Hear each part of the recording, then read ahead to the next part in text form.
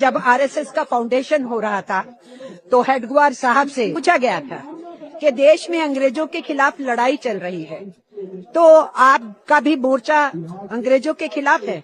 क्योंकि उसी टाइम में कम्युनिस्ट पार्टी भी बन रही थी, तो कम्युनिस्टों से पूछा गया तो उन्होंने कहा हम अंग्रेजों के खिलाफ लड़ेंगे और आजाद हिंदुस्तान में समाजवादी समाज बनाने की लड़ाई को आगे बढ़ाएंगे।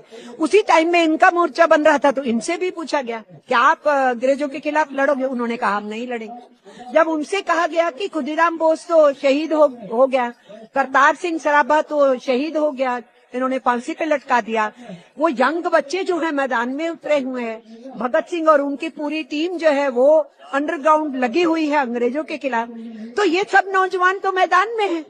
तो उन्होंने कहा कि नौजवान भटके हुए हैं, इनको हम समझाएंगे। फिर उनसे पूछा गया कि आपके प्रेरणा स्रोत क्या है, तो उन्होंने कहा हिटलर और मुसोलिनी। फिर इनसे पूछा गया कि आपका फलसफा क्या है, आपकी आइडियोलॉजी क्या है, तो उन्होंने कहा नाजीवाद फासीवाद। कहा ही नहीं, इन्होंने मुंजे को भेजा था इटली, जो मुसोलिनी से मिलके आए थे, जो वहां से सीख के आए थे संगठन कैसे चलाना, और जो उनकी ड्रेस थी ना वो यहाँ इंट्रोड्यूस की गई थी, काली टोपी, सफेद शर्ट, खाकी निक्कर, जिसको अब निक्कर को इन्होंने पैंट में बदला है। तो इनकी सोच नाजीवादी फासीवादी रही है, ये हमारा इल्जाम नहीं है, ये इनके गुरु का कमिटमेंट है। उन्होंने कहा ये हमारी सोच है, हमारा इल्जाम नहीं है कि तुम हिटलर के चेले हो, मुसोलिनी के चेले हो। उनके गुरु ने कहा कि उनकी इंस्पिरेशन वही थे। इसलिए जिन लोगों की ये सोच थी और जो ब्रिटिश साम्राज्यवाद से लड़ना नहीं चाहते थे और ट्रेड यूनियंस मैदान में थी और लड़ रही थी, 1920 में AITUC बन चुका था पूरे देश के अंदर, सारे देश की जो यूनियनें थी वो एक राष्ट्रीय झंडे के नीचे आ गई थी AITUC में, तो वो तो लड़ रहे थे। तो अंग्रेजों से लड़के इस देश के मजदूरों ने ट्रेड यूनियन एक्ट लिया 1926 का।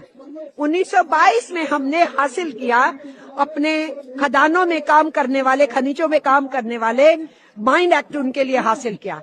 हमने 1923 में कानून अंग्रेजों से छीना, compensation act, compensation and maintenance. हमने 1935 में पेमेंट ऑफ वेजेस एक्ट हासिल किया और उसको लेकर के हम आगे बढ़े और काम के घंटे सुनिश्चित हो, सामाजिक सुरक्षा दी जाए, भविष्य की पेंशन दी जाए, ये सब चीजों के ऊपर लड़ाई चल रही थी। तो हमारा इल्जाम ये है कि हम तो लड़े, विदेशी हुकूमत के खिलाफ लड़े, हमारा कॉलोनियल माइंडसेट नहीं है जो गवर्नमेंट ने लेबर कोड्स को नोटिफाई करते हुए बोला। कॉलोनियल माइंडसेट इस गवर्नमेंट का है जो हमें ब्रिटिश राज के उस दौर में, भयानक दौर में फेंक रहे हैं जहां 16 घंटे मजदूर काम करता।